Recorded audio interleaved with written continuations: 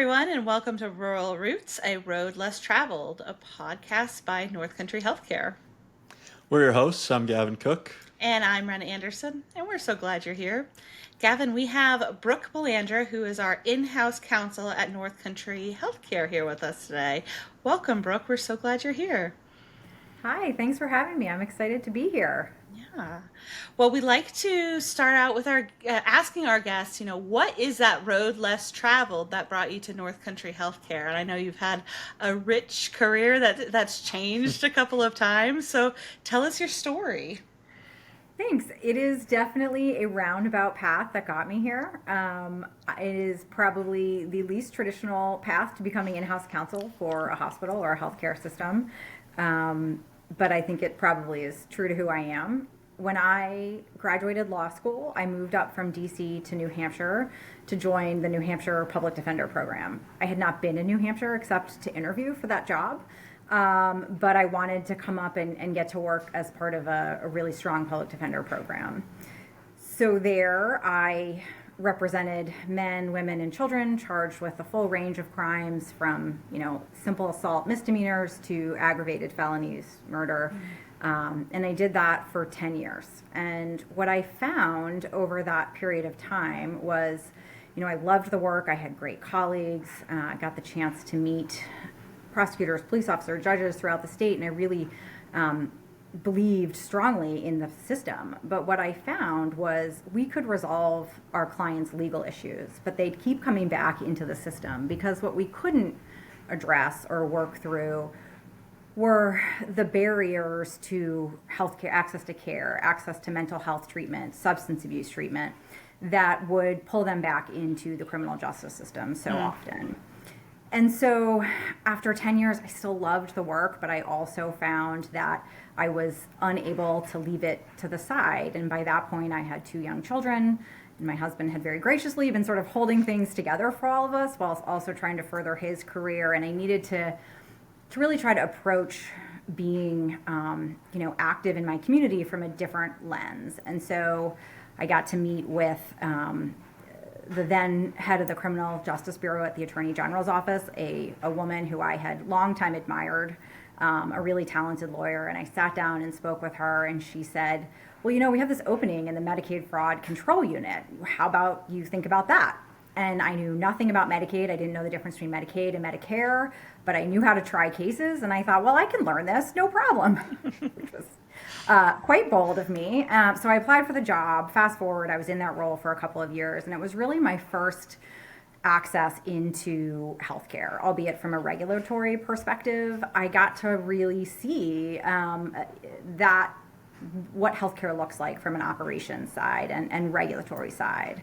So then I moved into probably what's more traditional in the healthcare lawyer space. I was at a hospital doing compliance. I went over to the state and was working on the Medicaid program, and then over at the Hospital Association doing policy and financial compliance work. And it was actually in that role that I met Matt Streeter, our CFO, and I got talking to him and found out a lot about NCH and really quickly learned that this was an organization that really took their role as a community leader, as a healthcare provider in a very vulnerable part of the state so seriously, and really recognized that healthcare is, yes, that relationship between the patient and the provider, but it's also, what we talk about as social determinants of health, pop health. It's access to food, it's to safe and stable living environments.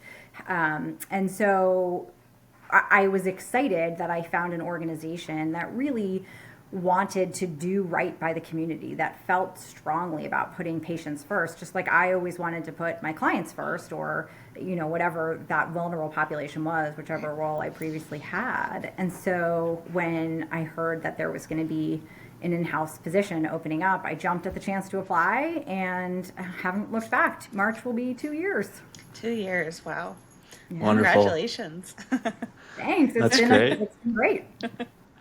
Awesome. And like Ren said, such a rich background. And I'm going to ask a super loaded question here. So answer as best as you can.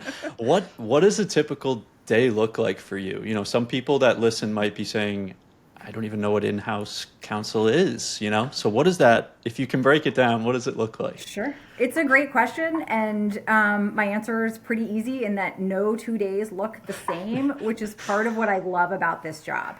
That was one of my favorite things about being a public defender, was that every day was totally new. And yes, I got to reuse some of the same skills day in and day out, but I got to apply them differently. And in this role, I've been given the freedom to really make the job what I want it to be. So yes, I review contracts, and I do a lot of contract review. But I work on risk mitigation and other pretty traditional lawyer things. But then I also get to work with Ren on our community health needs assessment and really dig into what do our patients need and how can we help them with their health in the broadest sense of the word. I use a lot of my knowledge from when I was at the Medicaid program on how to best leverage access to Medicaid for our patients, to help our providers figure out how to navigate that. Because as you guys know, healthcare is being asked to be all things to all people right now. Sure. And really pick up the slack where we don't have other safety nets. And so that is really exciting to me. That makes this job really interesting. And then I get a call at 2 a.m. What do we do with this 15-year-old? Can they make decisions for themselves? And so it's never a dull moment.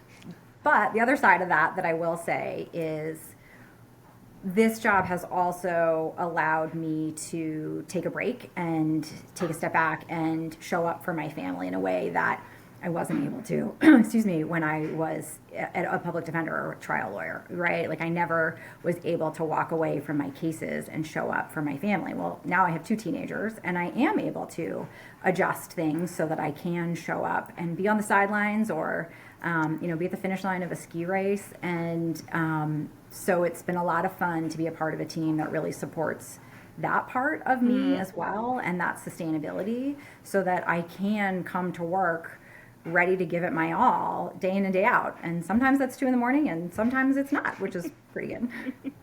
Yeah, I do love how you show up as your whole self when you come to work, and we see you at North Country Healthcare. I think that there's some organizations and companies out there that if you're a mom, that when you're at work, that's second fiddle. Mm-hmm. But I think North Country Healthcare, speaking as a mom myself, has just does a wonderful job having leaders who model what that behavior looks like and say, okay, time to stop working now, or yeah, how was your daughter's game? And I think that's a really important thing to highlight when we're talking about work-life balance. Yeah, and it is really hard to find. I think it's hard to find, an employer that walks the walk or talk, whatever the right phrase is there, right? That shows up and means it when they say it and says, you need to take your time off and you need to get offline or not join that meeting. That's a pretty rare thing to find. And I am very grateful that I have found that here. I will say I've been very lucky to have had some phenomenal mentors over the years that really empowered me to say, I need to take a step back and do this for my family or for myself, which is really hard to do, especially as you're trying to grow your career, when you're trying to break into new fields, Sure. and try to convince someone that, yes, I was a trial lawyer for 15 years, but don't you want me to come be your compliance person at a hospital? That's not always easy. And so I am very grateful that both today and throughout my career, I've had mentors and bosses that have really supported my growth, both professionally and personally. It's a pretty rare thing. It is. And I want to dive into that just so, Gavin, I know you have a question, but I just want to dive into that a little bit for a second, because we're on this one team, one mission journey. And I think we have a mix of some very, very seasoned leaders, and then we have a mix of new leaders coming up. And you've had all these wonderful mentors. If you could give those leaders one piece of advice from something that you've learned from your mentors on how to show up for their employees, what might that be? I think it's 2 things. I think you need to lead by example, and you need to be true to who you are. For a long time, I thought, oh, I can't bring being a mom into my work. Well, that was the exact opposite. When I would stand in front of a jury, it brought credibility when I stood there, and I was talking about my client's case and the evidence and the law, but pieces of it would come through, the anecdotes that would be woven into my opening or closing statement.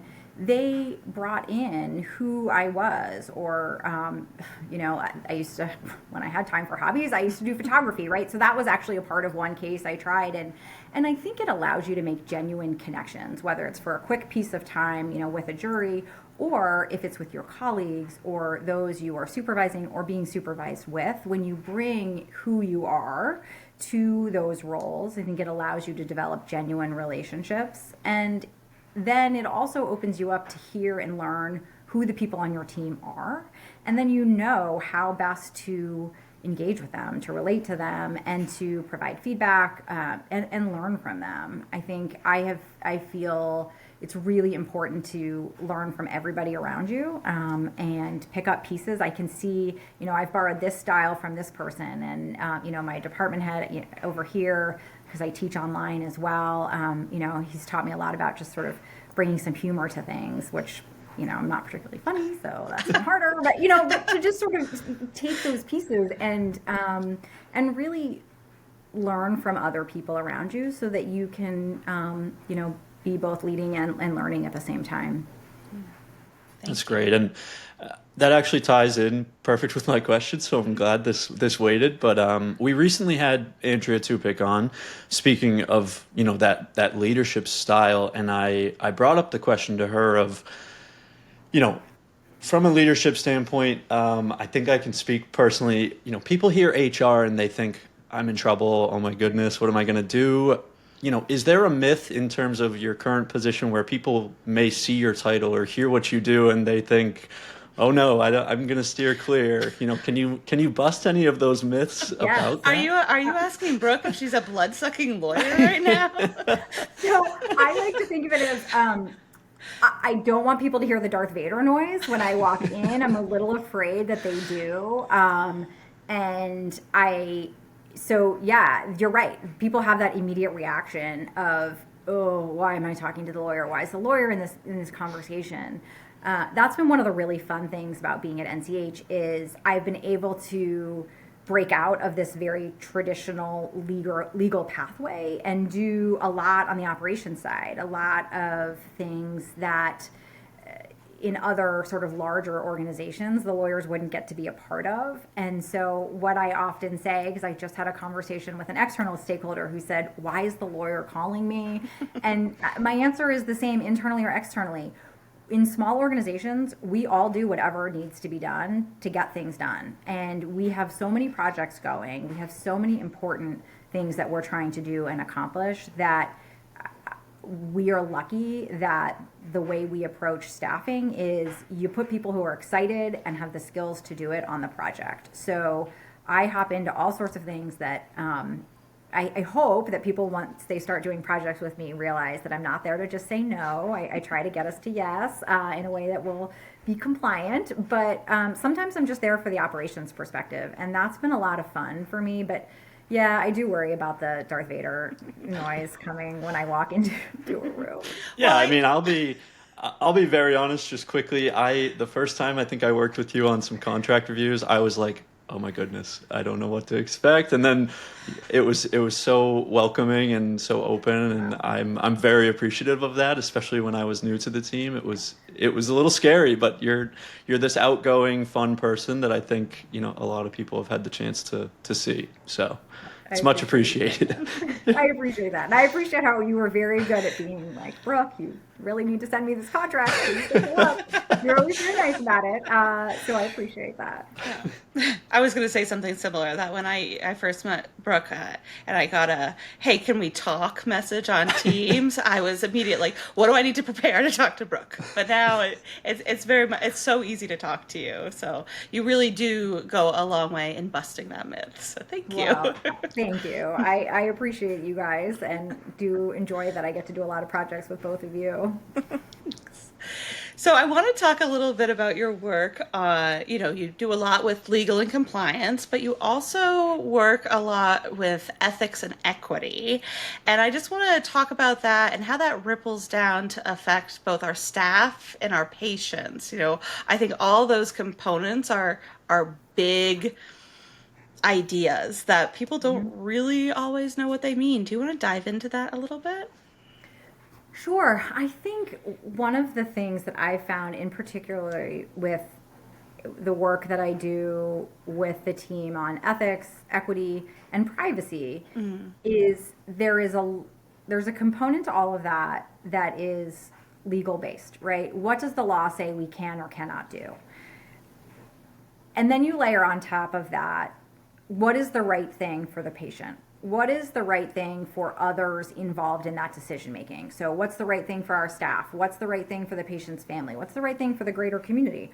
Or, there's a law enforcement officer involved. What's the right thing for them? And so, to juggle all of those perspectives and mix in the law, I think it's been really interesting to bring different lenses to different projects that I've been able to be a part of, different issues that we work through, to see that the law may be black and white, right? It may say this is what the law says, but how you apply it is often very subjective. And sometimes I like to say in particular, the ethics committee, I think this is actually where my background as a trial lawyer is actually helpful, because when I was a public defender, I usually didn't have a lot of great facts. The law was generally not going to be super helpful for a lot of the cases that I had, but we had to figure out a way to make it work for the client and for the community and for the victim and for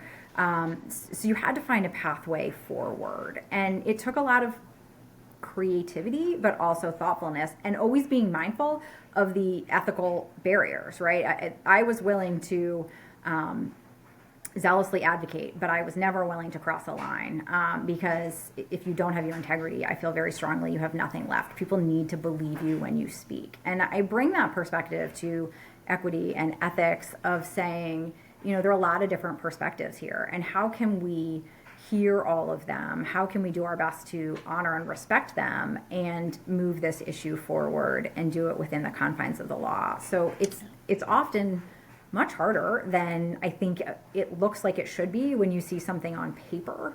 When I get a call, and this comes up in different forums for ethics of, we have this severely mentally ill patient. Can we put hands on them? Can we stop them from leaving the emergency department? These are complicated questions, not just legally, but ethically, both for the patient, for the staff member who's going to be put in that position, for the staff member who's going to be nearby, for the community if they walk out, what happens to law enforcement when they have to go stop that patient if they are out in the community. Right. And so it's really important to listen to others, because the nurses, the security staff, the providers, the MAs, they hear this. They are living it every day. And the last thing I want to do is come in and say, well, this is what you're supposed to do, because what do I know, right? I know nothing about that. And so I think it's really important that when we look at any of these things, that we're being very thoughtful about hearing others, and if we disagree, to be able to do it in a way that keeps space for a conversation, so nobody feels like they have just been shut down. I mean, don't get me wrong, there's sometimes when I have to say, absolutely not, we cannot do that. But I try to do it in a way where everybody involved feels like we know how we got to that decision, that we all had ownership in getting there, and even if they don't necessarily agree, that they feel like their perspective was heard and considered when we move forward. And that's not easy, especially when you have to do things fast. But I think it's really important, because what I don't want is people to say, well, I'm not calling the lawyer next time because she ran roughshod over me, or does not understand what it's like to be in the trenches. And so it's really important to me that not be the reaction that people have when we work on something together. And do you see I'm just curious here, I'm going off script a little bit. Do you see any major differences in the work you've done between the ruralness of where we live compared to maybe the southern part of the state or the bigger cities, tied into what you just explained? You know, yes and no, right? Talk about a lawyer answer. I grew up in DC. I moved to New Hampshire, like I said, for my first job out of law school. So that alone was a very big, all of New Hampshire, even Concord and Manchester feel rural compared to what I grew up. First out of college, I was teaching in Baltimore, Maryland. So I had a very urban experience until I moved up to New Hampshire. And so, but now that I've been here for 20 years, yes, each part of the state very much has its own personality. There are very common themes, though, that are true throughout. That fierce independence, that pride in who we are as folks in New Hampshire is the same. What I think I relate most to about being a part of the North Country team is this sense of us against the world. That's where I'm happiest, is really being with a group who wants to stick together to get to the right place. And I think we really feel like in the North Country, we've got to stick together. We collaborate with partners, whether it's care partners, but also the library, or, Ren, you do so much of this in your work with your team, but with the community college system, we have to stick together to get people to stay, to come back to the North Country, to want to raise a family here. And so we really need to stick together. And that is something that does feel different from the southern end of the state. And something that I find very comforting, and a place where it feels like we can do our best work when we are thinking so collaboratively. Mm. And I think we saw that show up a lot during our community health needs assessment and the listening sessions that we did. I think when you expand out, transportation, always an issue in rural areas. Access to healthcare, always an issue in rural areas. But then even expanding out further in some of our more urban places, like a lot of the same diseases are top of concern. So wherever these community health needs assessments are being done, you see a lot of the same themes. What you don't always hear in those listening sessions is, oh, I have a partner who's going to help us with that. Or if we could just tie in this resource, all of our patients would be better together. And I think that, just because that was so time relevant, just seeing that again and reaffirming it again and hearing it from our community partners that they really want to help really speaks to what you're seeing, Brooke, and that you are able to see that fierce independence when you come up to the catchment area for North Country Healthcare. Yeah, you're exactly right. The issues are the same throughout, even in Concord. Actually won a probation violation hearing because I showed the bus route, and because my client was late to his anger management class every single day after work. But in order to be on probation, he had to have a job. And so he was working, but then he had to get to his anger management, and he would be 5 minutes late, and they wouldn't let him in. So they were going to kick him out, and they were going to put him back in prison for violating his probation. Okay. So I blew up this map of the bus lines in Concord and showed that it's easy to go north-south and it's easy to go one way, east-west. But if you're trying to come on this diagonal, you have to take multiple buses, and it's this long route. And so we mapped out how long it took him to get from place to place, and how he actually wasn't, messing around. He was going directly to.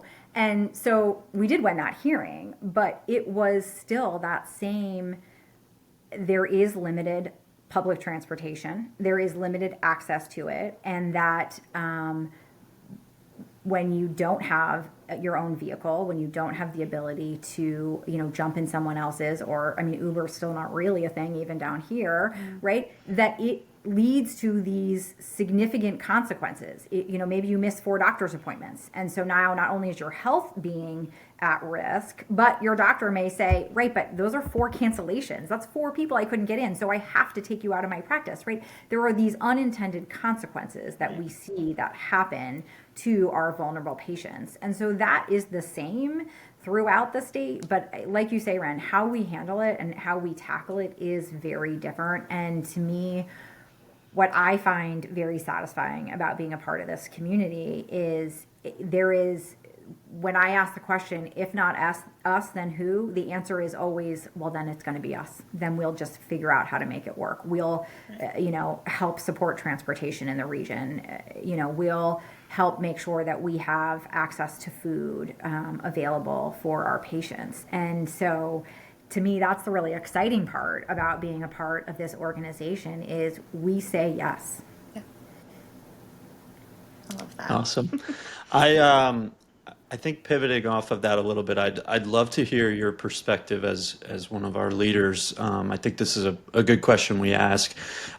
Is kind of what excites you about NCH moving forward, or at this point for you in your career? What's most exciting about either some initiatives we have going or something that's in the pipeline, in the works?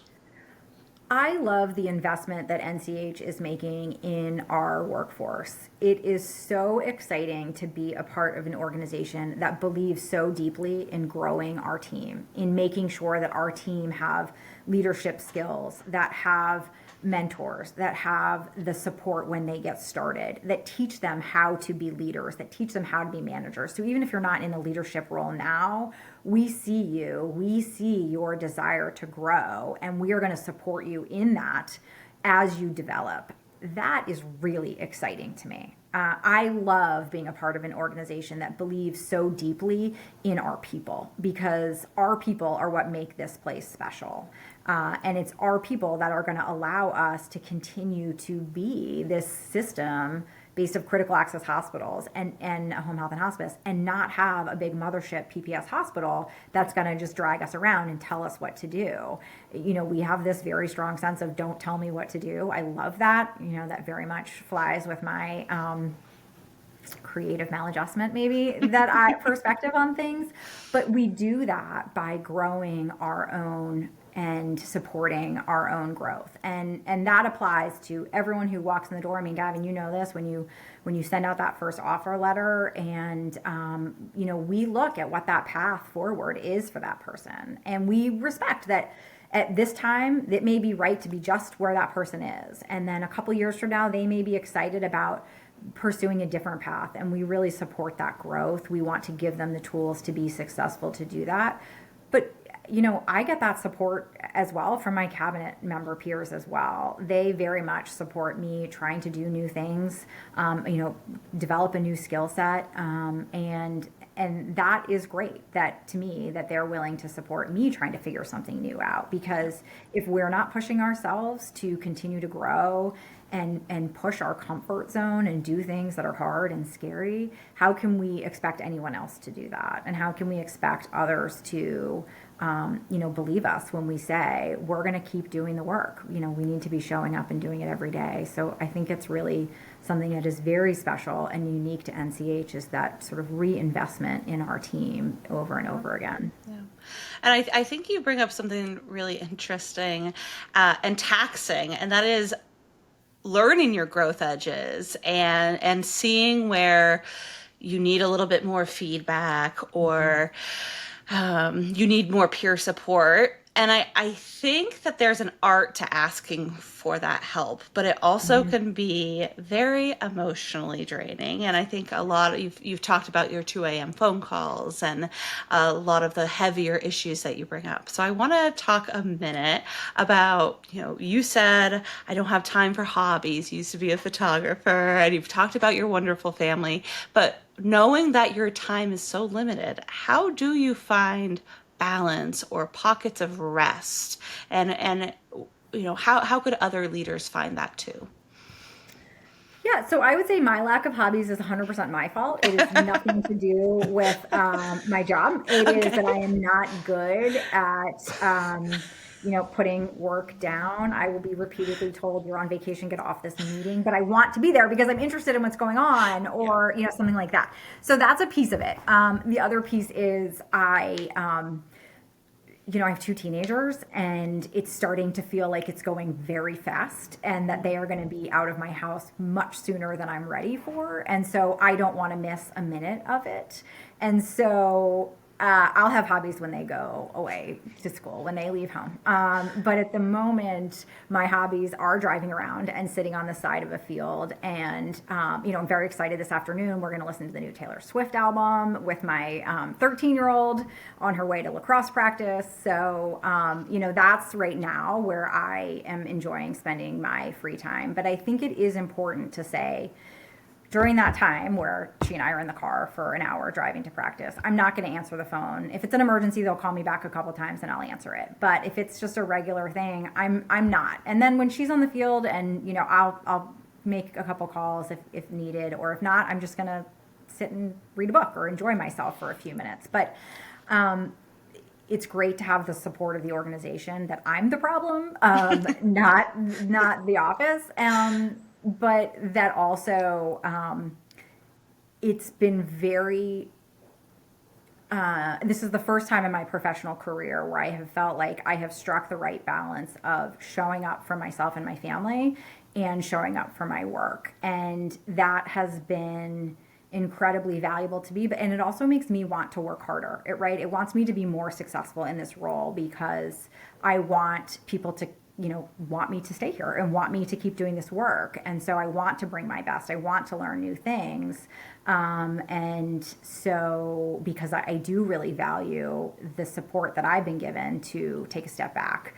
One of my first couple of months in the organization, one of my kids had a ski race over at Bretton Woods. And I realized I could cut out in between meetings and run out and be at the end, at the finish line for her first high school ski race.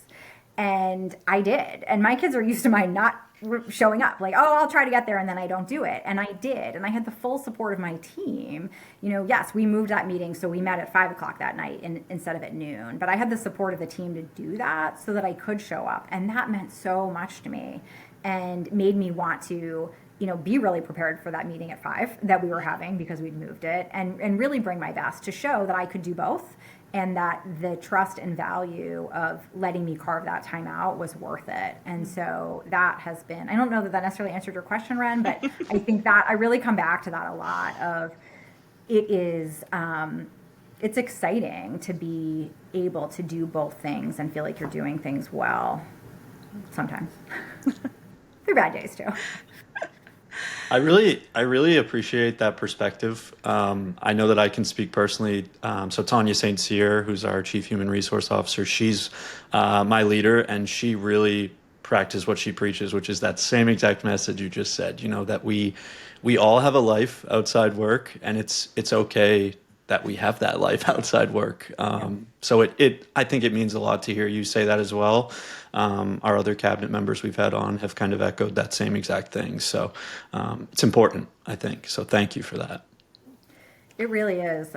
We can't be our best selves at work if we are not taking that time to take a step back, and that will look different to different people. Right. Some people need a week away. I need an hour here and there, and then that to me makes me really happy and makes me be able to move forward. And I think part of it too is recognizing that different people need different things, much like we have different learning styles, we have different types of approaching problems. I think being a part of an organization that recognizes that ability to take a step back, to rest and reboot, is going to look different for different people, and may look different at different times in different people's career progression. And that is really important to observe that, and to really appreciate and respect that. Gavin, you want to ask the signature? Yeah, I'm ready. I just wanted to make sure you didn't have anything else. I could talk to Brooke literally all day.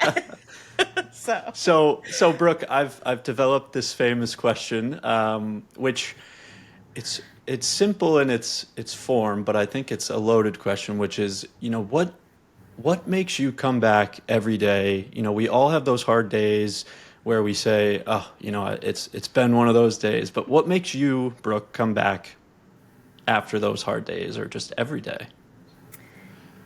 This is an easy one. The easiest question I've gotten, Gavin. Thank you. It's that we always try to do what's right for the patient. And that is so unique. I wish it were less unique. But it is how we make all of our decisions. And I get that it may not always feel that way when you're not a part of the decision making. But it is at the heart of everything we do. It is patients first. How do we preserve access to care? How do we make sure that we keep OB access in the North Country? How do we make sure that you don't have to go far from home to get that specialized care? And to have that as the fundamental tenet in every decision we make is so special to me that it makes me get up every day and excited to be a part of this organization. And you're right, it's not all roses. There are really tough days. There have been a lot of tough days, in the last year and a half, but there have been a lot more great days. And it's exciting to be a part of the team. And I think it's really important to find work that is meaningful, and that for me, I need to feel like the work I'm doing brings value to my community, and that I can hold my head up high when we make these decisions, and that we do this work day in and day out. And so it is easy for me to answer this and to get up and come here every day because I am so proud of how we make choices. Perfect.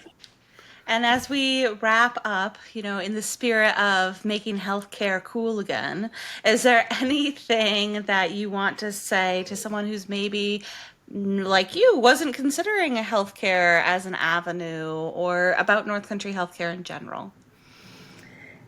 I think there are so many really cool things you can do in healthcare. Whether it is being a part of the facilities team and making sure that we can keep the lights on, we can keep the rooms clean. If you are patient facing, whether you're answering calls, whether you're walking them down the hall to the room, whether you're taking care of that patient, or whether you get to be behind the scenes, doing HR, raising money, reading contracts. There are just so many different things. We're like this little mini village, right, where all of the jobs that exist out in the world also exist for us. And that is really exciting. I didn't grow up around healthcare. I grew up in DC. I didn't know people doing healthcare work. That was just not the lens that I had as a kid. And now I am so excited to talk to young people and say, healthcare offers anything you want it to be. And it also lets you be something different over the course of your career, which there are not a lot of places that offer that. And so I think it's a great place to be because you can figure out who you are and what you like or what you don't like, and you can pivot within that and maintain those relationships and still keep growing and doing new things. Yeah. Yeah, we've definitely heard that a lot from our guests saying, oh, I didn't ever consider healthcare, and now I've been here for 35 years in 6 different roles. So that's great. Well, Brooke, it's been such a pleasure to have you on the podcast. Thank you for being a guest. Thank you guys for having me. It was a lot of fun. I really enjoy having time with you guys always, but especially this afternoon. This was a lot of fun. Thanks for having me. Thank you. Thanks so much, Brooke. I'm so lucky. Yes, you are. I know. I think I said it in the outro of the last episode, but every time I've worked on something with Brooke or even just been around her, she makes her role just seem so human, and she practices what she preaches, and it's so appreciated from me. I think a lot of people feel that way about her. She likes to have fun. She is funny, even though she said she's not funny. She is funny. So I can't say enough good things about her. She's been great to work with, and I think it was a unique perspective we got to hear her bring. Yeah. And since I started with North Country Healthcare, I've had 3 leaders, and I feel like I'm talking about this a lot lately, but it's so inspiring to me as a woman to have women leadership. And I've had Brooke and Tiffany Haynes. So talk about some powerhouses to aspire to be. I mean, it just makes coming to work for me, seeing how these leaders show up, makes such a difference. Makes such a difference every day. Absolutely. But, so Gavin, we're going to do something a little bit different next time. Yes. And we're going to put Gavin in the hot seat because we keep hearing from all of our guests that it's so nerve-wracking. So we think it's only fair that we take turns. And I called dibs not to be first. So next time we're going to learn a little bit about Gavin. We're going to hope that our producer Tyler Ruggles comes off of mute, maybe even get him on camera, and we're going to put Gavin in the hot seat and ask him some questions about who he is, what his job is like, and what makes him tick. So Yeah, looking forward to absolutely. it. I know you're going to get to ask me my famous questions, so Yeah. I'm excited. But yeah, Yeah. I'm interested because I feel like I'm a pro or getting to be a pro at this question asking portion of this. So it'll be interesting. A lot of our guests say they were sweating it out the whole time. I don't feel that way. I hope you don't at this point, Ren, when we're when Not we're usually. interviewing. So it'll be interesting. Yeah. Well, until then, I'm Ren. And I'm Gavin, and this is Rural Roots, a road less traveled.